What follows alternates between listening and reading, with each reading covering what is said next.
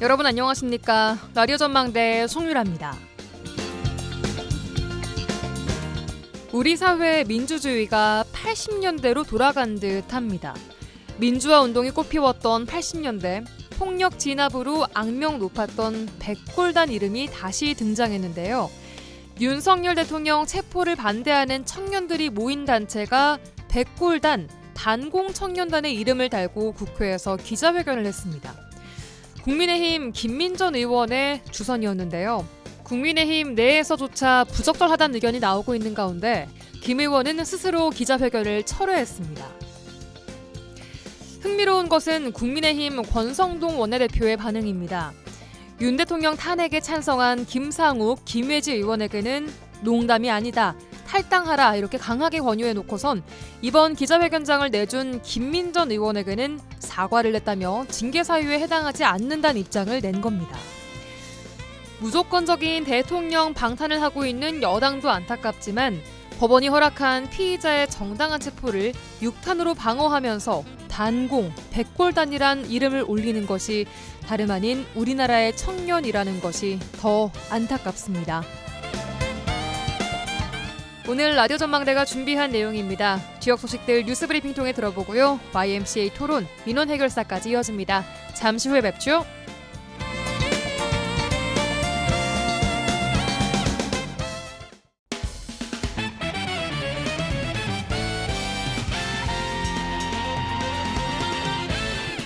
라디오 전망대 1월 10일 금요일 순서 출발합니다. 지역 뉴스부터 정리해보죠. 뉴스브리핑 GBS 뉴스의 차범준 편집국장과 함께합니다. 안녕하세요. 네, 안녕하세요.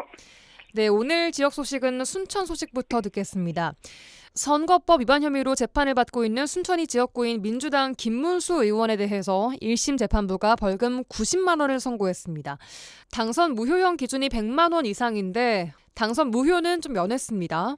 네, 지난해 4월 총선에서 선거법 위반 혐의로 재판을 받고 있는 순천이 지역구인 민주당 김문수 의원에 대해 1심 재판부가 당선 무효형에 해당하지 않은 벌금 90만 원을 선고했습니다. 예. 광주지법 순천지원 형사 1부는 어제 판결을 통해 당시 김문수 후보가 SNS에 여론조사 결과를 올린 것은 열세였던 지지도를 볼 때 부동층에 선거 영향을 미칠 수 있고 또 선거 과정에서 공정성을 저해할 우려가 있는데도 여론조사 결과를 올린 것은 고의로 인정된다고 판시했습니다. 네. 하지만 재판부는 이미 언론 보도에서 널리 알려진 사실임에 따라 위법성 인식이 미약하고 또 자체 여론조사 결과로 선거에 미칠 영향이 크지 않다는 점, 또 2002년 벌금형 이후 형사처벌이 없었던 점을 양형에 참고했다고 판결 결과를 설명했습니다. 예. 이번 1심 판결에 앞서 검찰은 지난달 10일 김문수 의원이 출석한 가운데 열린 결심 공판에서 벌금 300만 원을 선고해달라며 재판부에 구형을 요청한 바 있습니다. 예. 당시 검찰은 이 김문수 후보가 특정 방송사 여론조사 설문 방식을 비판하면서 자체적으로 의뢰한 여론조사를 통해 지지를 받는 경쟁력 후보라는 점을 공표했는데 이는 선거인들의 자유로운 의사결정에 영향을 미쳤다고 봄이 상당하다고 지적한 바 있습니다. 네, 물론 2심, 3심 재판이 남아있지만 1심 판결만 놓고 보자면 김문수 국회의원은 의원직을 유지할 수 있게 된 겁니다. 자, 김문수 의원은 근데 이번 선거법 위반 혐의에 대한 재판 말고도 경찰로부터 정치자금법 위반 혐의로도 수사를 받고 있죠. 네, 진행자님 말씀대로 김문수 국회의원은 이번 1심 판결에서 100만 원 이상의 형을 받지 않았기 때문에 2심과 3심에서 판결이 유지되면 의원직은 유지할 수 있게 됩니다. 예. 하지만 김문수 의원은 이번 선거법 위반 혐의 말고도 이 정치자금법 위반 혐의로도 경찰의 수사를 받았고 검찰에 송치된 상태입니다. 경찰은 지난해 22대 총선 과정에서 차량과 주거 제공 등의 편의를 받은 혐의로 보좌진 2명과 함께 김 의원을 불구속 송치한 상태인데요. 김문수 의원은 해당 혐의에 대해 선관위에 필요한 신고는 모두 했고 큰 문제가 없을 것이라는 입장을 밝히고 있습니다. 예. 어제 재판에 출석한 김문수 의원은 재판부의 판결과 관련해 이번 일을 계기로 많이 반성하고 있고 순천 시민과 국민을 실망시키지 않도록 더욱 성실히 의정활동에 임하겠다는 입장을 언론을 통해 밝혔습니다. 예, 알겠습니다. 다음은 광양 소식 듣겠습니다.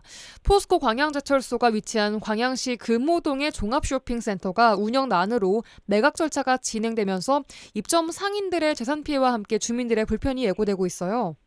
네, 광양시 금호동에 소재한 이 영화관이 포함된 이 종합쇼핑센터인 모로브 광양이 경영 악화로 인한 점포 공실과 이 운용사의 매각 절차가 진행되는 것으로 알려지면서 입점 상인들과 인근 주민들의 불편이 예고되고 있습니다. 예. 언론 보도에 따르면 최근 광양시 금호동의 모로브 광양의 투자 운용사인 이 엠블러스 자산운용이 매각 절차를 진행하고 있는 것으로 알려지고 있는데 네. 이 군인공제회의 자회사인 이 엠플러스 자산운용은 모로브 광양의 실적 부진에 따른 지배구조 개편을 위해 엠플러스 자산운용과 엠플러스 FMC의 매각을 위해 이 주관사를 선정한 것으로 알려지고 있습니다.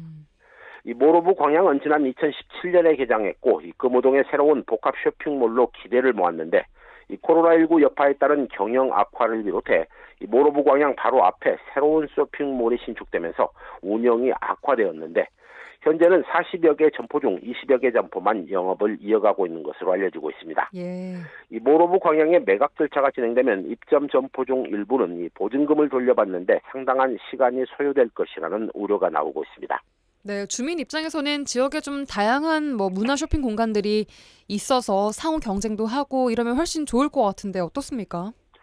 네, 금호동 모로브 광양의 매각 추진과 관련해 광양시는 이 모로브 광양의 경매 절차 대책 마련을 위해 상인협회의 대책회의에 참석했고 또 상인들은 영업을 계속 이어갈 수 있도록 해달라는 내용을 요구하고 있다는 입장입니다. 예. 이 상가에 입점한 업체들은 아직 경매 진행이 확정되지 않았고 또 입점 업체들이 건물 관리를 유지 운영하고 있어 정상적으로 매장이 운영되고 있다는 입장입니다. 네. 이 모로브 광양은 쇼핑뿐 아니라 식사나 게임, 영화 등 다양한 문화 체험을 동시에 즐기고 소비할 수 있는 형태의 쇼핑몰로 운영되어 왔는데 지난 2019년 말부터 이 코로나19와 국내외적인 경기 침체로 경영에 대한 어려움을 겪어온 바 있습니다. 예. 오늘 끝 소식은 여수로 가보겠습니다. 네, 최근 강추위가 이어지면서 눈이 평소에는 거의 내리지 않는 여수 지역에도 눈발이 날리는 경우들을 좀 봤습니다. 그런데 여수시의 이 폭설 대비가 소홀하다 이런 지적이 나오고 있어요.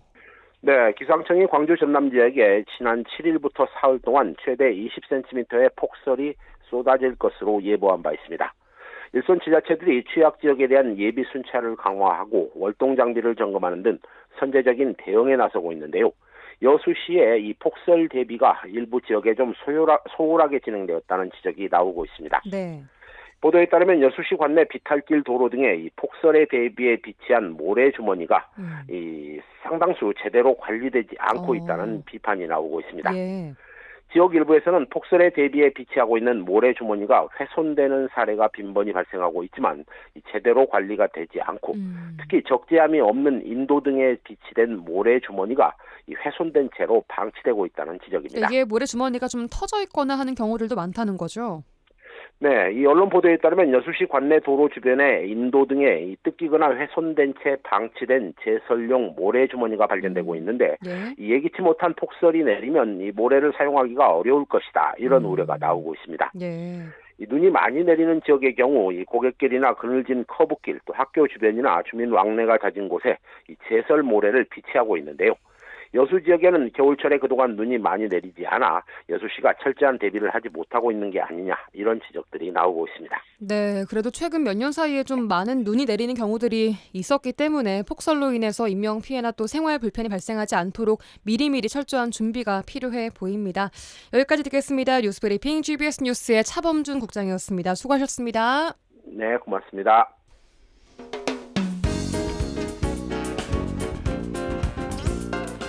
고충을 듣습니다. 라디오 전망대 민원 해결사. 민원 해결사 이미지 리포터와 오늘도 함께합니다. 어서 오세요. 네, 안녕하십니까? 네, 정부와 여당이 내수 경기 진작을 위해서 설 연휴 전날인 오는 27일을 임시 공휴일로 지정하기로 확정했습니다. 아직 정확한 확정은 국무회의를 거친다고는 하지만 그런 분위기로 흘러가는 듯하죠. 네, 이 고위 당정 협의회에서도요 논의된 1월 27일 임시 고유일 지정은 이 어제 열린 국정 현안 관계 장관 회의 겸 이 경제 관계 장관 회의에서 한 차례 검토를 마쳤습니다. 임시 공휴일 지정은요 국무회의 의결을 거쳐야 하기 때문에 다음 주 예정된 국무회의에서 확정될 예정입니다. 하지만 지금 현재 정치적 분위기로 봐서는 거의 확정될 것으로 예상되고 있습니다. 예. 이 최상목 대통령 권한대행 부총리 겸 기획재정부 장관은요. 1월 말 설 명절이 민생 경제 회복의 계기이자 또 지난 한 해 수고하신 국민께 소중한 재충전의 시간이 될 수 있도록 설 명절 대책을 마련했다고 했는데요. 1.23 비상계엄 이후 소비 심리가 급속도로 얼어붙자 분위기 전환을 위한 단골 메뉴인 이 황금 연휴 카드를 꺼낸 것이 아니냐라는 여론이 큽니다. 네. 이 하루가 누군가에게는 행복을 또 누군가에게는 힘듦을 주는 날이 될 듯 합니다. 임시공휴일이 설 명절을 2주 앞두고 좀 갑작스럽게 진행이 되면서 어제 이번 주 이 노래 코너에서도 얘기를 잠깐 했었지만 반기는 목소리도 있는 반면에 부정적인 목소리도 많더라고요. 네, 인터넷 기사에 달린 댓글만 봐도요. 임시공휴일 지정에 대한 국민들의 반응을 좀 엿볼 수 있습니다. 그냥 표면적으로 봤을 때 주말 사이에 끼어있는 평일 하루를 쉴 수 있는 것에 직장인들의 연차를 하나 더 아낄 수 있다는 것에 반가워합니다. 또 새로운 계획을 만들 수 있어서 기대감이 있다고 얘기합니다.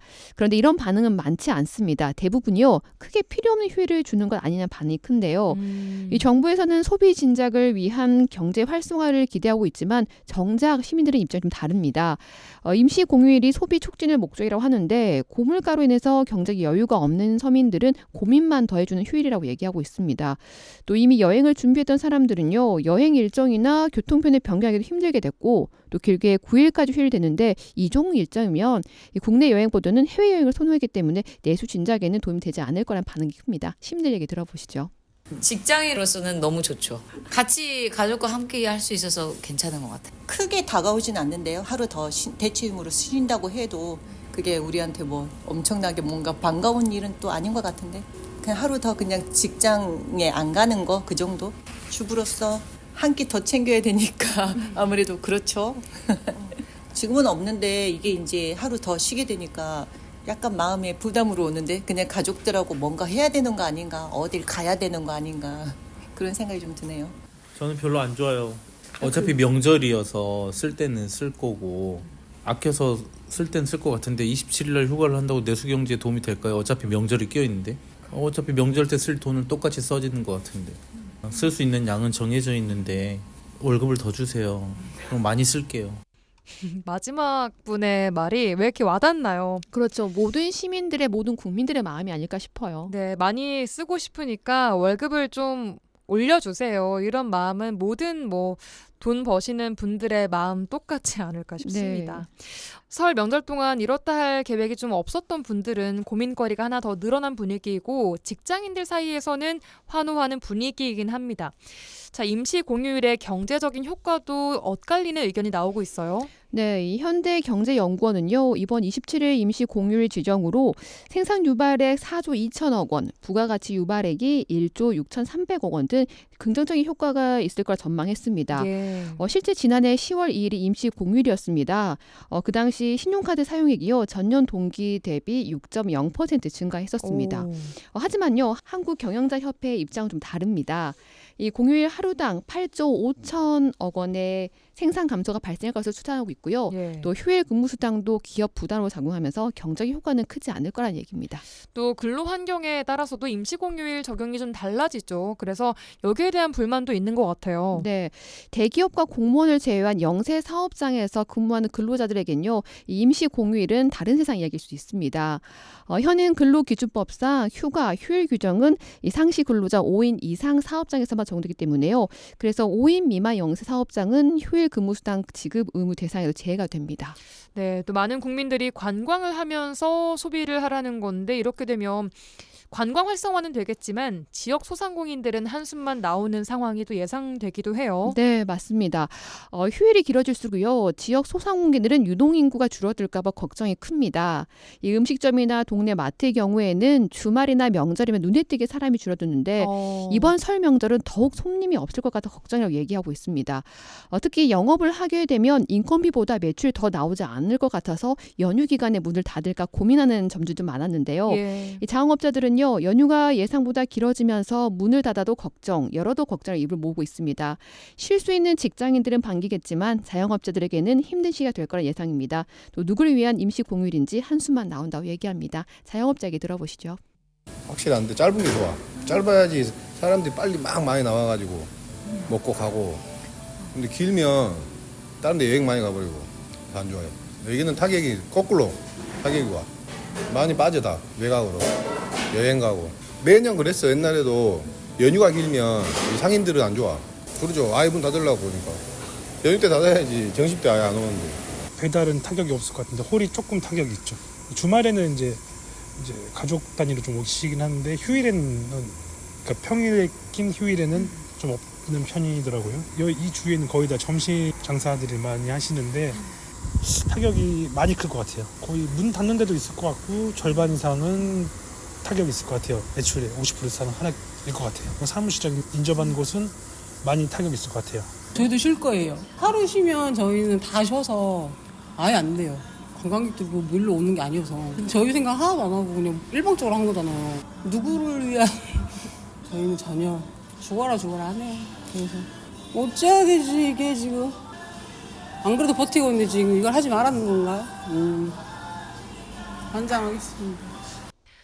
아유, 그렇네요. 들어보니까 진짜 어찌해야 되나 이거 환장하겠다 뭐 이런 얘기들이 나오는 걸 보니까 아무래도 임시 공휴일이 하루 늘어나는 건데 어쨌든 연휴는 쭉 붙여서 길어지기 때문에 긴 연휴 동안 사람들은 밖으로 아예 빠져나가 버린다는 거죠. 네, 맞습니다.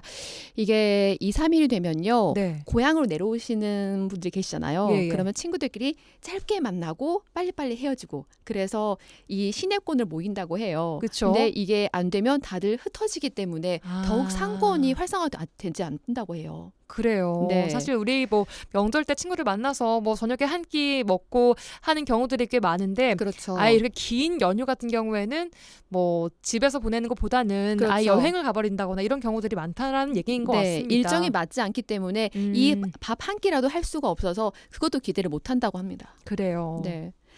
전문가들은 임시 공휴일이 단기 내수 진작에는 도움이 될 수 있지만 중소기업이나 자영업자 부담을 완화할 수 있는 대책도 마련돼야 한다고 지적합니다. 예. 시민들은 휴일 하루가 늘어나는 것은 좋지만 과연 가장 큰 목적인 소비 진작을 위한 올바른 처방인지는 의문이라는 입장인데요. 예. 이 단발성 처방보다 근본적인 경기 부양책을 모색하는 게 더 식하지 않을까 싶습니다. 네, 여기까지 듣겠습니다. 민원 해결사 이미지 리포터와 함께했습니다. 고맙습니다. 네, 감사합니다.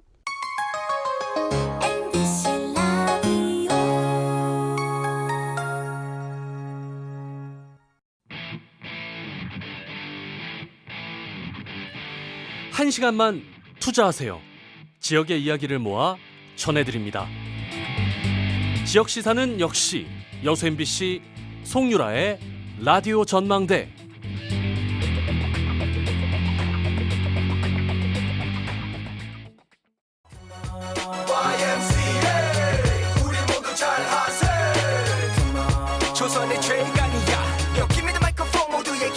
더 이상 짜고 튀는 고스톱은 없다. 우리도 대본 없이 토론한다. 지역의 대표 스피커 두 분과 함께하는 YMCA 토론 시간입니다. 오늘도 여수 YMCA 김대희 총장, 여수 경실련 박효준 정책위원장 두 분과 함께합니다. 어서 오세요. 네, 반갑습니다. 네, 안녕하세요. 네, 두 분 이렇게 추운 겨울 잘 나고 계신가요?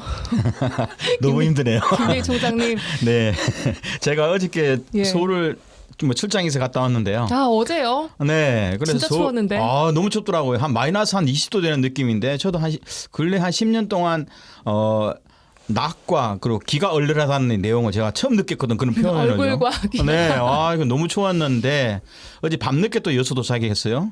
근데 여수도 만만치 않더라고요. 저 이렇게 추운 여수 날씨 오래간만에 좀 경험합니다. 그 여수 사람이 서울 가서 당연히 죽었어요. 너무 춥더라고요. 아, 그러게요. 정말 이 역대급 강추위가 어제 오늘도 이어지고 있는데 박효준 위원장님은 잘 보내셨나요, 한 주간? 에이, 몸도 춥고 마음도 추운 것 같습니다. 이게 뭐 문제가 좀 빨리 해결돼야 되는데 뭐 문제가 해결되지 않다 보니까 매일 밤에 잠자기 전에 뉴스를 틀어놓고 자야 되는 약간의 이 불안감 뭐 이런 것들 때문에 사실은 조금 뭐 저뿐만 아니라 여러 사람이 그럴 것 같아요. 예. 뭐 주변 사람도 다 그렇다 하더라고요. 그렇습니다. 그러니까 저도 서울에 가서 추우면서 딱 느낌이 이거 함남동 대통령 사저 앞에서 뭐 무박 2일, 무박 3일 이렇게 막 철학까지도 집회했던 젊은 청년들은 얼마나 추웠을까 하는 느낌 가졌고요. 여수도 내일 11일 토요일 날 흥국체육관 앞에서 여전히 뭐 윤석열 체포 파면 처벌과 관련된 시국대회를 준비하고 있는데요. 이 추운 날씨에도 세상은 바꾸자. 그리고 새로운 좀 정치에 대한 민주주의에 대한 희망들은 여전히 활활 타오르고 있는 것을 느꼈습니다. 네. 왜 아직까지 이 국민들이 늘 이렇게 고생을 해야 되나요? 이렇게 참 이 상황 보면 답답하긴 한데요. 그러니까 문제를 일으킨 사람은 분명한데 거기에 대한 책임 또 그것을 촉구하는 것들은 또 국민들이 어려워야 되는 이 상황들이 지속되는 게 정말 이렇게 국민들을 모두가 좀 불면의 밤을 보내게 만드는 것 같습니다. 네, 나와야 할 사람은 안 나오고 시민들이 거리로 나와 있습니다. 자, 이번 주가 이제 새해 맞이하고 저희 두 번째 시간인데, 새해가 밝은 지 10일째입니다만, 뭐, 대통령의 신년사는 당연히 없는 한 해가 시작이 됐습니다. 국민으로서는 말씀하신 대로 불행한 일이 아닐 수가 없는데요. 자, 그나마 지자체장들이 내놓은 신년사를 통해서 올 한 해 내가 사는 우리 지역은 어떻게 좀 바뀌고 성장할 것인지 청사진을 볼 수 있었던 것 같습니다. 자, 오늘 그래서 준비했습니다. 이른바 지자체장의 신년사 파헤치기인데요. 여수와 순천, 광양시장의 신년사에 담긴 내용들 좀 분석을 해보고요. 빠진 부분들은 뭔지 함께 생각해보는 시간 가져보도록 하겠습니다. 자, 먼저 여수, 순천, 광양시장 각각 이제 올해도 신년사를 발표를 했습니다. 전반적인 내용과 주제들 좀 어떻게 보셨어요, 김대희 총장님? 여전히 신년사를 보니까 먹고 사는 문제에 좀 중심을 다 두고 있다. 그러니까 광양도 뭐 제철을 중심으로 하는 지역 경제 먹거리, 여수는 또 석유화학을 중심으로 하는 이 먹거리 문제를 가장 중심적인 측면에 좀 뒀더라고요. 예. 그러니까 아마 시장이니까 결국은 시민들이 가지고 있는 경제적인 문제에 가장 주안점을 둔 신년사를 두고 있고요. 그리고 어떻든 정주 여건을 어떤 식으로 강화시킬 것인지는 다 차이가 좀 존재하더라고요. 제가 뭐 세계 자치단체 장들의 신년사 보면서 내용으로 봤을 때는 순천 노광교 시장의 신년사가 가장 가슴에 와닿던데 어떤 부분이요? 문학적으로 보니까 이게 정부 예산에 예. 어떻든 안주하기보다는 자체 내 힘으로 돌파해 나가자는 내용인데 신년사만 놓고 봤을 때 그런 거예요. 내용만 봤을 때. 예. 그런데 이제 각각의 지역적 해난들을 타개하는 방식은 지역마다 좀 다르구나. 그리고 해난을 어떻게 해줄지는 그 자치단체장들이 평소에 가지고 있던 행정 철학들, 시정 철학들이 좀 묻어나는 형태의 신년사를 많이 볼 수가 있습니다. 물론 이제 이것이 어떤 결과로 나올지는 1년 후에 재평가를 해봐야 되겠지만 대체적인 신년사 흐름을 봤을 때는 그런 경향이 여전히 경제 문제에 초점을 두고 가는 측면, 그게 좀 강했다고 봅니다. 네, 김대희 총장님 말씀하신 부분이 신년사, 순천 신년사에서 과거처럼 예산은 중앙정부의 생각과 머리는 외부 용역에 맡겨서는 결코 이 문제를 해결할 수가 없다. 네, 지금 그렇죠. 순천은 다른 지자체와는 다른 방식으로 우리만의 길을 만들어가고 있다. 이런 식으로 순천 시민들을 뭔가 좀 이렇게 똘똘 뭉치게 하는 네. 그런 이거 화법을 보면서, 좀 썼어요. 예. 네, 이러면서 여전히 그러면서 결국은 어떤 내용으로 1년을 계획했는가 봤더니 여전히 국고 보조에 의존할 수밖에 없는 거죠. 박효준 위원장님. 우리 총장님 되게 좋게 표현해 주셨는데요. 원래 이제 송년사, 신년사 같은 경우는 예. 이제 시 행정부에서 집약해서 만들어요. 그래서 원래 굉장히 나열적으로 만들어져서 사실 크게 관심을 안 갖는 경우들이 많습니다. 오히려 이제 주요 업무 계획을 가지고 그 시의 한 해 행정 계획들을 주로 보는데 뭐 여기서 프로그램에서 신년사를 다룬다고 하길래 의외다 생각하고 좀 다시 한번 좀 자세하게 좀 보는 기회는 됐어요.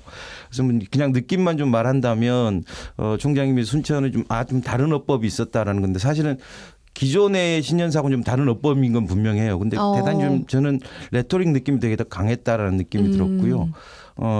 광양시 같은 경우는 전형적인 우리 공무원들 기존에 우리가 해왔던 이 공무원들이 해왔던 이게 나열의 방식들을 취했던 것 같고 여수시도 이제 나름 이제 그런 걸 했는데 여수시는 오히려 좀 그 중에서 좀 더 이렇게 좀 뭐랄까 하늘에 붕 떠 있는 느낌을 좀 받았어요. 이렇게 모든 게 좀 두루뭉술하고 두루뭉술. 구체적으로 어떤 일들 어떤 목표로 해서 어떤 일을 하겠다라는 것들이 명확하게 드러나지 않는 것들이 좀 있어서 그런 차이가 좀 있었던 것 같습니다. 네, 신년사라는 것이 사실 각 부서에서 이런 거를 다 종합해서 나열식으로 쓰는 것이 통상적이라는 말씀이신 거죠? 네, 그렇습니다. 그럼 내용도 각 부서에서 취합을 이런 식으로 해서 예, 당연합니다. 이게 이제 송년사, 신년사를 쓸 때는 이게 시장님이 이제 뭐 개인이 쓰는 게 아니라 각 부서에서 우리가 올해 할 일들이 어떤 것이 있고 주요한 목표가 어떤 것이 있으니 그것들을 위해서 이런 일을 하겠다는 것을 정리하면 그것을 최종적으로 이제 공보실에서 정리를 해서 발표하는 게 일반적인 내용들입니다. 예. 제가 보기에는 확실히 박효준 위원장님이 아마 시청에서 한 3년 정도 정부직 활동을 해봐서 내용을 잘 아시네요. 네, 경험이 있으셔서 그런지. 자, 그래도 뭐 주제어를 뽑고 이런 것들도 이제 그럼 같이 이렇게 홍보실에서 뽀뽀하는 건가요? 네, 그렇죠. 알겠습니다. 자, 신년사를 보니까 말씀하신 것처럼 여수와 순천, 광양시 모두 이 뭐 민생 안정을 가장 강조를 하고 있습니다. 새 도시의 민생 안정책들부터 먼저 좀 살펴볼까요? 김대희 총장님? 네, 뭐 제가 봤을 때 먼저 민생 문제는 지역 상품권 문제를 가장 좀 주안점으로 내세우더라고요. 그러면서 소상공인 지원 대책들을 민생 안정에 가장 중요한 내용인데 그러면서 결국 골목 상권, 가정 경제 활력들이 결국은 지역 상품권 중심인데 순천은 한 1,200억 정도를 발행했다라고 가장 크게 자랑을 했고요. 네. 물론 여수도 지역 상품권 문제를 가장 많이 자랑을 했는데 규모는 100억인데 15% 할인을 줬다는 측면을 가지고 좀 가고 광양은 한 700억 정도. 아마 내용마다 어디에다 주안점을 두는지 좀 다른 것더라고요. 그래서 순천 같은 경우는 어떻든 1,000억이 넘는 1,200억이 넘는 지역 상품권을 통해서 어떻든 상반기 이내에 또 시 예산의 상당 부분들은 상반기 이내에 집중 지정을 하면서 예. 시민들이 느끼는 이런 경제적 어려움들을 좀 헤쳐나가려는데 주안점을 좀 뒀고요. 네. 그리고 현실적으로 이러한 지역 경제 상권 문제를 어떻게 강화시킬지가 조금씩 좀 신년사에 나왔는데 예. 이러한 민생 경제와 관련돼서 제가 느끼는 것은 지역 상품권이 어떻든 가장 주안점으로 내고 있다는 것을 느낄 수 있습니다. 이게 좀 생각을 해봐야 될 문제가 세 도시 모두가 이제 민생 안정을 위해서 상품권하고 신속 집행들을 꼽았어요. 그래서 이제 나름 성과가 있다고 판단하신 부분들인데 사실은 이 지역 상품권 같은 경우는 예. 원래 이제 지역 내에서 발행하고 지역 내에서 유통하는 것들을 빠르게 하는 것이 목표가 아니라 외부 자원들을 지역 안으로 끌어들여 가지고 지역 안에서만 순환하게 만드는 게 지역 상품권이에요. 근데 이제 지금 세 도시 공이 지역 상품권들을 하겠다라고 하는 건 뭐냐면 그동안에 이제 지역 안에서 돌지 않았던 자금의 흐름들을 빠르게 한다라는 측면에서만 도움이 되는 겁니다. 신속 집행 또한 마찬가지거든요. 연간에 예정됐던 예산들을 조기에 집행함으로 해서 좀 돈이 지역 안에서 빠르게 돌자라고 하는 건데 사실은 이건 장기적인 대책이 될 수가 없는 겁니다. 예. 그러니까 대단히 좀 초단기적인 대책인데 세 도시 모두가 다 지역 상품권하고 신속 집행 이런 것들을 내놓았다는 것이 뭐냐면 민생 안정에 대한 장기적인 대책들이 지금 불분명하다 이런 것들을 좀 표현하는 거라고 보시면 좀 맞을 것 같습니다. 예, 그러면 외부 자본을 내에서 돌게 하려고 만들어야 한다면 어떤 것들이 좀 필요한가요? 원래 이제 지역 상품권이라 이런 거죠. 그러니까 예를 들어 여수 상품권이라고 하면 15%를 할인해서 한다는 건 뭐냐면 외지 서울에 있는 사람이나 뭐 예. 부산에 있는 사람이든 외지 사람들이 이걸 싸게 사는 거죠. 15% 할인받아 사서 여수에 와서만 쓸 수 있는 거죠. 그것이 이제 다시 기본적인 화폐로 다시 전환되지 않고 있기 때문에 외부의 자본이 여수 와서 이제 유통이 되는 겁니다. 그러기 위해서 사실은 지역사는 상품권을 발행하고 지자체가 세금을 들여서 할인하는 거거든요. 지금은 세금을 들여서 할인하기 때문에 지역 안에서의 유통은 좀 빨라지는 효과는 있어요. 그런데 그런 측면에서 보면 장기적으로 지역 경제의 어떤 성장 측면이 아니라 속도를 빠르게 해서 조금 막힌 구조를 뚫는 그래서 제가 말씀드린 초단기적인 대책이라고 좀 말씀드리는 겁니다. 그러니까 뭐 관광 공방 이런 것보다는 지역민들의 그 민생에 더 집중을 했다라고 느껴지는 네네, 물론 일부 실체인 것 효과는 같습니다. 있습니다. 예, 네. 알겠습니다. 자, 그리고 순천시와 광양시는 호남 제1의 도시 3년 연속 인구 증가를 성과로 내세우고 있지만 반면 여수시는 오히려 빠져나가는 인구 문제가 심각해지고 있습니다. 작년에도 여수에서 3,000명이 감소했다라는 건데 정주 여건에 대한 대응들 어떻게 보셨습니까? 실제로 좀 각 지자체마다 출생과 또 양육에 대한 좀 주안점을 많이 두고 있는 것을 확인해 볼 수 있거든요. 예. 공이 공공산후조리원 문제는 뭐 광양이나 여수나 공이 중요한 신년사 내용으로 넣었고, 그리고 순천 포함해서 출생수당을 좀 높여내겠다 하면서 아이를 키우고 성장시키는데 좀 더 주안점을 두는 측면들을 많이 했고요. 그러면서 더불어서 어린이 건강 문제나 보건 문제도 여전히 관심 두는 것은 저는 좋다고 좀 봅니다. 네. 다만 여수의 같은 경우는 정주 여건 문제면 사람이 살면서 느끼는 교통의 문제라든가 뭐 다양한 생활 문제 이런 문제인데 여수는 도로 확장 문제, 경도 다리 신축하는 문제, 또 율촌 택지 개발 문제, 청사 별관 증축 이런 것들 전부 다 정주 여건 개선으로 넣었더라고요. 실제로 이것은 시민들이 살아가면서 주거의 문제, 교통의 문제, 보건의 문제 뭐 이런 다양한 문제에 대한 접근보다는 예. 오히려 새로운 택지 개발이라든가 어떤 토목 건설 쪽으로 주안점을 두는 것은 너무나도 좀 아쉬운 내용이라고 좀 봅니다. 그래요, 알겠습니다. 정주 여건이라는 건 결국은 특정한 분야만 있는 게 아니라 모든 측면에서 다 이렇게 완벽하게 조화가 돼야 정주 여건이 만들어지는 거기 때문에 그런 측면에서 보기는 좀 어려울 것 같고요. 그래서 네. 어떻게 분류하느냐에 따른 시의 입장이 차이인 것 같아요. 근데 이제 특히 이제 인구 문제에서 보면 예. 인구를 어떻게 유입시킬 거냐라는 측면에서 보면 순천과 광양은 증가하고 여수는 좀 줄었다라고 하는데 이 세 도시를 이렇게 놓고 비교하면 사실 굉장히 좀 문제가 있는 것 같다라고 생각이 들지만 따지고 보면 굉장히 좀 비슷한 생활권이거든요. 그래서 풍선 안에 있는 공기 같은 거예요. 순천이 늘면 여수가 줄고 또 광양이 늘면 광양이 줄면 여수가 늘고 순천이 늘고 이런 거기 보세요? 때문에 예. 그래서 지금 전반적인 출생률이 늘지 않는 상황에서는 사실 이 인구가 몇 명이 증가하고 줄고 이런 것들은 일일이 일비할 필요는 없다고 봅니다. 이제 다만 그렇다면 이 도시의 경쟁력을 갖고 오기 위해서는 몇 명의 인구가 존재하느냐가 중요한 게 아니라 이 안에서 이제 우리가 그 주민들이 얼마만큼의 보다 행복한 삶을 누릴 거냐, 그리고 또 관계 인구가 얼마만큼 증가해서 이 안에서 도는 부가가치가 증가할 거냐, 이런 거에 대한 논의가 필요한데 예. 지금 새 도시 공이 이제 이야기하고 있는 건 출생수당이나 아동병원이나 이런 것들에 중점을 두고 있어서 그러니까 이 다음 단계의 버전들, 인구 증가를 이 단계 버전들이 좀 부족한 것 아니냐, 저는 이렇게 생각합니다. 이 다음 단계라면 어떤 것들이 있을까요? 예를 들어 제가 보기에는 이제 복지 영역이라든가 이런 다양한 영역들이죠. 그리고 거주와 관련된 의식주와 관련된 기본적 조건들을 지역 시 정부 예산을 가지고 어떻게 촘촘하게 자리매길지, 물론 그냥 내용상으로는 생애주기별 복지 플랫폼을 만들어내겠다는 것이 공이 신년사에 나오는데 예. 그러면 각 지역마다 좀 특징이 있는 거예요. 농촌과 도시가 나름대로 모여 있는 광양 같은 경우에 뚜렷하거든요. 뚜렷하고, 그리고 도심 중심인 순천이나 여수에서 이런 복지라든가 교통 영역들, 이런 특히 이제 교통 영역은 전혀 제시가 안 돼 있더라고, 대중교통 영역이라든가. 그래서 이런 것들이 좀 촘촘하게 나와주는 과정들, 그리고 청년과 청소년들을 어떻게 교육하고 예. 좀 새로운 미래를 준비할 것인지 이런 것들이 정주 여건과 관련된 흐름이 아닌가 생각을 해요. 전 광양시 신년사에서 딱 좀 인상 깊었던 게 딱 하나 있어요. 그러니까 광양시 청년 신년사 중에 청년 농촌 유입 정책을 이야기하는데 그 목표에 딱 이런 게 말했어요. 단 한 명이 정착하더라도 하겠다.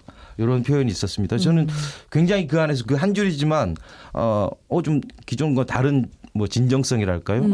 어떤 적극성이랄까, 이런 것들을 좀 볼 수 있어서 사실은 시가 좀 이런 것들이 필요하다고 봅니다. 이제 우리가 장기적으로 인구 유입을 위해서 또 청년 인구의 성장을 위해서 투자를 하기 위해서는 어떤 수치로 드러나는 단기적인 성과보다는 이렇게 장기적으로 우리의 진정성을 갖고 접근하는 노력이 좀 필요하고, 그런 게 신년사에 담겨 있어서 저는 좀 특이했습니다. 예. 그리고 아까 복지 말씀하셨는데 복지 정책 중에 여수시에는 여순사건 특별법 개정안에 따른 그 유족들에게 또 생활 보조비 대상자를 확대해야겠다, 이런 내용도 담겨 있어요. 네, 뭐 여수 사건과 관련돼서 신년사에 나와 있는 것은 여수시가 유일하더라고요. 나머지 순천이나 광양은 빠져 있는데 아마 여수 같은 경우도 저도 실제로 이것은 국도비와 관계없이 여수 자체 내에 이렇게 생활안정 지원을 하겠다는 것은 나름대로 여수 사건 유족들에게 나름대로 뭐 관심과 좀 애정을 표현하는 측면인데 저는 좀 여수 사건 문제와 관련되어서 좀 더 광양과 순천도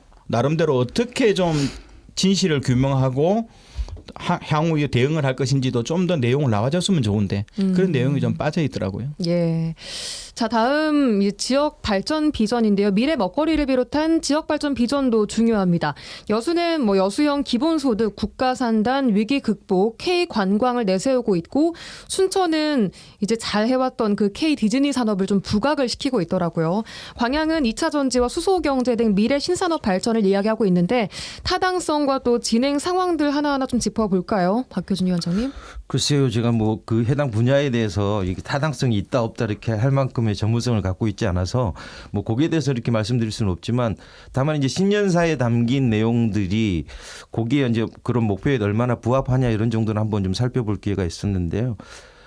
글쎄요, 이제 그 도시가 추구하는 목표들은 좀 분명한 것 같은데 거기에 대해서 과연 지금 구체적으로 제시하고 있는 사업들이 거기에 좀 연관이 될까, 얼마나 도움이 될까라는 것들은 좀 다시 생각할 필요가 있는 것 같고요. 예. 여수 같은 경우는 여수형 기본소득을 만들어 보겠다. 이제 그러기 위해서 이제 관련 용역을 해보겠다. 이제 이렇게 하는데 사실은 대단히 뭐 의미 있는 변화인 건 분명해요. 그렇지만 그것들이 지역 안에서 이 산업 구조 속에서 이 인구 구조 속에서 과연 실현이 가능할까? 그러니까 기본소득이라는 개념들이 과연 그냥 이렇게 얼마 정도의 이렇게 시민들에게 나눠주는 형태가 과연 기본소득인 건지 최소 수준의 생활 수준이 어떻게 돼야 되는지에 대한 규정이나 거기에 대한 재원들을 어떻게 규정할 것인지에 대한 이게 뭐 방안들이 쉬이 떠오르지 않은 상황에서 이렇게 좀 던지는 것이 물론 뭐 의지 표명으로서는 되게 중요한 부분이긴 합니다만 예.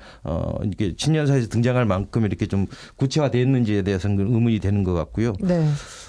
그리고 이제 세 도시가 각각 좀 답답했던 게 뭐냐면 네. 순천시의 경우에 이제 도시 간의 어떤 협력 이런 것들 되게 중요시하게 이제 신년사에서 밝혔어요.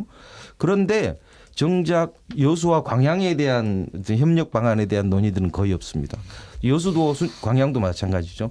그러니까 세 개 지역이 물론 다른 도시이긴 합니다만 같은 생활 권역에 있고 산업 구조가 서로 이제 보완적인 관계에 있는 도시이기 때문에 예. 오히려 이 세 개 도시가 이런 각각의 산업 영역들을 담당하면서 어떻게 협력할 수 있을 것인가 또 어떻게 분화할 수 있을 것인가에 대한 고민들 이런 것들이 좀 신년사에서 녹여져 있으면 얼마나 좋지 않았겠나라는 생각이 들었습니다. 예, 김대희 총장님, 이 지역 발전 비전 어떻게 보셨어요?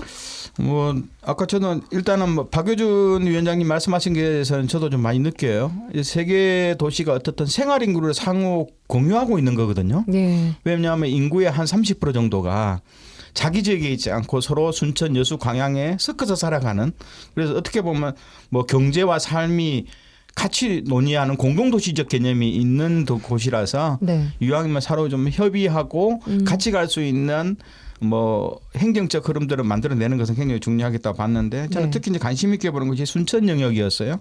순천은 어떻든 고흥이 우주도시라고 하는데 우주도시의 성과들은 사실상 작년부터 순천이 다 가져가고 있거든요.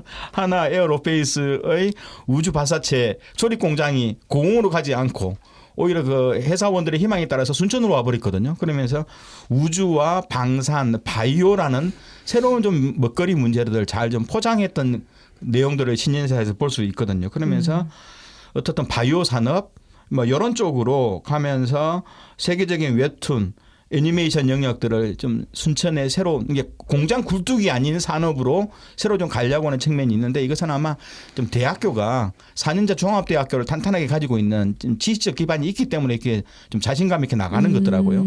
가고 있는데 이런 내용들이 좀 순천이 나머지 그동안 중화학 산업을 중심으로 하는 도시의 성장 모델을 가졌던 광양과 여수와의 차이점을 볼 수 있고 광양과 여수는 어떻든 중화학 제철과 석유화학이 위기로 가고 있는 상황 속에서 이 미래 먹거리를 어떻게 만들어낼지를 순천과 여수의 신년사 속에서 볼 수가 있는데요. 특히 도시 재생과 더불어서 산업 재생 영역을 고민할 수밖에 없어요. 왜 산업 단지가 양쪽 다 어떻든 30년 넘은 영역 속에서 이게 활성화가 아니라 지금 뭐 나름대로 좀 위축되고 있는 상황 속에서 산업 영역의 재생 산업들을 어떻게 할 것인지를 신년사에서 나름대로 느껴볼 수 있었습니다. 네. 순천시가 포장을 좀 잘해요. 잘하는 편이고. 그렇죠. 이제 여수 광양이 이제 공이 이 다음 버전의 미래 비전으로서 한 게 이제 수소 산업하고 관광이에요. 네, 맞습니다. 그러니까 이런 측면에서 보면 이렇게 좀 지역별로 다른 고민들을 할 수 없다라는 게 한계가 좀 존재하는 거예요. 예. 그러니까 이제 수소 산업이라는 게 결국은 이제 남은 전력이나 폐열 이걸 가지고 수소를 하겠다고 하는 건데 기존에 이제 갖고 있는 거잖아요. 기존에 갖고 있는 거고 이걸 어떻게 활용할 거냐라는 측면에서 이제 고민이 되는 건데 과연 이게 이제 이렇게 양기 도시가 경쟁해서 이렇게 채워야 될 것인가라는 문제. 관광도 마찬가지거든요. 그래서 이런 것들이 이제 저는 이제 이렇게 좀 지역 간에 좀 협업들이 좀 필요하다. 그래서 아까 좀 말씀드렸던 겁니다. 네, 그래서 저는 경제 활성화 측면에서 뭐 아까 말씀하신 것처럼 순천은 3대 경제축을 아까 말씀하신 웹툰 애니메이션, 뭐 미래 산업, 바이오 산업 이런 식으로 굉장히 좀 미래지향적으로 그리고 있고 또 여수는 이게 뭐 K 관광을 또 얘기했는데 K 관광 부분이 또 경제와도 연결이 되어 있는 부분이고 네네, 사실 그렇기 때문에 이게 좀 상대적으로 좀 약하게 들리는 건 좀 사실이었거든요. 근데 역설적으로 보면 네. 순천이 없었기 때문에 그런 거예요. 순천이 기존에 있는 기반 산업군들이 명확하지 않았기 때문에 예. 새롭게 이제 드러내는 게 막 뭔가 좀 순천은 새롭게 바뀌는 것 같다라고 했지만 기존에 순천이 그런 산업이 없었기 때문이고요. 여수와 광양 같은 경우는 예. 명확하게 있는 그 지역의 기반 산업이 존재했기 때문에 이걸 어떻게 성장시키느냐에 대한 고민인 거죠. 그럴 수 있겠네요. 자, 그럼 이제 신년사에서 빠져있는 내용들 중간중간 말씀해 주셨지만 조금 더 보완 수정해 주신다면 어떤 게 있을까요? 김대희 총장님. 저는 아까도 뭐 조금 이야기했지만 그 대중교통 영역이거든요. 버스 문제인데 뭐 세계 자치단체마다 공이 적게는 200억, 많게는 400억 정도가 대중교통 지원으로 나가고 있음에도 불구하고 여전히 불만이 좀 있어요. 왜냐하면 인구의 3분의 1이 버스나 뭐 택시 요소를 가지고 다니면서 생활을 할 수밖에 없는 구조임에도 불구하고 예. 이 대중교통 서비스가 너무 불편하다는 걸 공이 느끼거든요. 그렇다 보면 어떻든 이 대중교통 영역을 중심으로 일반 그 시민들의 교통약자들의 이동권을 보장할지 여기에 대한 좀 새로운 개선 대책이 나와야 되고 특히 이제 요즘 안전사회잖아요. 예. 우리가 이제 그 제주항공 여객기 참사도 느꼈듯이 결국은 산업시설이나 주변의 생활 여건으로부터 내기되는 안전의 문제 그리고 또 생태 영역 속에서 기후변화 문제는 서로 해법을 냈거든요. 광양과 여수는 냈지만 이거 궁극적으로 탄소를 줄여내는 궁극적으로 에너지 소비 자체를 극도로 줄여야 되는 정책이 나와줘야 되는데 좀 더 구체적인 기후변화에 대응하는 이런 좀 정책들과 비전과 방향들이 좀 더 자세히 특히 여수는 좀 나왔으면 좋은데 여수가 그런 것들을 전혀 좀 빼버리더라고요. 너무 아쉽고 그리고 이런 정책들을 1년 동안 해나갈 때 가장 중요한 것은 행정이 가지고 있는 민주주의적 개념, 열린 행정적 개념이거든요. 어떻든 시민의 뜻에 기반하고 시민들 스스로가 행정에 어떻게 참여해서 이런 좀 거대한 지역적 담론들을 만들어 나갈지 이런 예. 다양한 좀 정책들을 만들어 나갈지 행정을 그랬을 때 열린 행정에 대한 좀 흐름과 방향을 좀 더 자세히 내주면 좋은데 여전히 그런 부분들은 세계 자치단체가 좀 부족했다는 걸 느낄 수 있습니다. 네, 박효준 위원장님.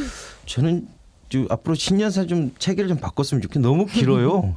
이렇게 시민들이 이걸 보고 이렇게 시험 문제 풀듯이 이렇게 하나하나 좀 곱씹어 봐야 되는 건데 좀 길기 때문에 좀 쉽고 짧게 바꿨으면 좋겠다. 라는 생각이 들고 오히려 이제 말씀드렸듯이 신년사를 모든 부서의 내용들을 취합해서 하는 것보다는 말 그대로 시장님의 입장에서 한 해 동안의 소회를 송년사에서 밝히고 한 해 동안의 계획들을 좀 신년사에 좀 간단하게 밝히는 방식으로 하는 것이 훨씬 더 낫지 않겠나. 아까 이제 처음에 순천시 같은 경우는 이렇게 하니까 조금 다르다라는 이야기를 하셨잖아요. 그래서 오히려 좀 저는 시장님의 관점에서 시민들이 하고 싶은 이야기를 하고 오히려 부속 자료로서 어떤 한 해 연간의 분야별로 계획들을 밝히는 게 훨씬 더 시민들이 좀 보기가 편하지 않을까. 라는 생각을 해봅니다. 예, 그럼 자 마지막으로 각 계신 기관의 여수 IMCA 그리고 여수 경실련에서는 어떤 올해 2025년 계획을 가지고 있는지 좀 간단히 듣고 마치겠습니다. 김대희 총장님. 네, 뭐 저희는 1월 2일 날 이제 시무식을 통해서 그러한 의견들을 좀 됐는데요. 우리나라 민주주의 체제가 너무나도 허약합니다. 그래서 여수 YMCA는 이 허약한 민주주의 토대를 어떻게 만들지. 그래서 결국은 우리 지역사회가 가지고 있는 특히 이제 국민들이 느끼는 이 주권의 문제, 민주주의 문제를 어떻게 잘 낼지 이래서 좀 민주주의에 대한 담론들을 올해 1년에 걸쳐서 시민논단이라든가 시민 그 열린 토론회를 통해서 좀 만들어내는 거고요. 두 번째로는 어떻든 우리가 생태 전환 사회를 좀 그죠 모델들을 만들어 나갈 필요가 있어서 그 생태 환경 교육의 좀 확장들 요걸 좀 중심축으로 여수 YMCA는 두 번째 두기로 했고요. 세 번째로는 여전히 청소년 문제입니다. 청소년 문제는 뭐 마약이라든가 도박, 폭력, 성문제뿐만 아니라 특히 이제 대입을 중심으로 대학 입학을 중심으로 모든 정규적 교육 체계가 무너져 있는데요. 사람을 만드는 문제, 청소년이 행복한 도시를 만들기 위해서 이 청소년 문제들을 어떻게 좀 지역사회에 담론화시켜서 또 청소년 단체뿐만 아니라 기존 성인사회와 또 학교라든가 다양한 자치정부와 더불어서 이 청소년 문제를 어떻게 해결할지 여기에 대한 큰 방점을 두면서 제반적인 사업들, 그 예산과 인력들을 투자하기로 했습니다. 알겠습니다. 경실련은 어떤 계획 가지고 계신지 30초밖에 못 드릴 것 같아요. 네. 일단 죄송해요. 뭐 내란 우두머리 빨리 구속시키도록 돕는 게 필요하고요. 저희 경실련은 기존 해왔던 대로 정책의 연구 기능들, 대안을 설정 기능들을 위해서 다양한 토론과 연구 활동들을 계속하도록 하겠습니다. 예, 알겠습니다. 10초에 끝내주셨네요. 자, 오늘 두 분과 함께 여수와 광양, 순천 또 신년사 함께 좀 하나하나 뜯어봤습니다. 여수 YMCA 김대희 총장님, 여수 경실련 박효준 정책위원장님 두 분과 함께했습니다. 고맙습니다. 네, 감사합니다. 감사합니다.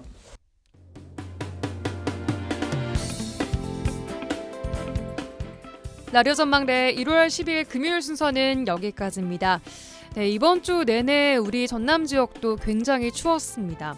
주말인 내일은 대체로 맑거나 구름만 많은 가운데 오늘보다는 추위가 조금 풀립니다. 아침 기온은 순천, 광양이 영하 5도, 여수는 영하 3도로 출발하겠고요. 한낮 기온은 영상 4에서 5도로 오늘보다는 1에서 2도가량이 오르겠습니다. 또 일요일인 모레부터 기온은 차츰 오를 예정입니다. 이번 주도 고생 많으셨고요. 저는 다음 주 월요일에 오겠습니다. 구성 이선화, 연출 송유라였습니다. 고맙습니다.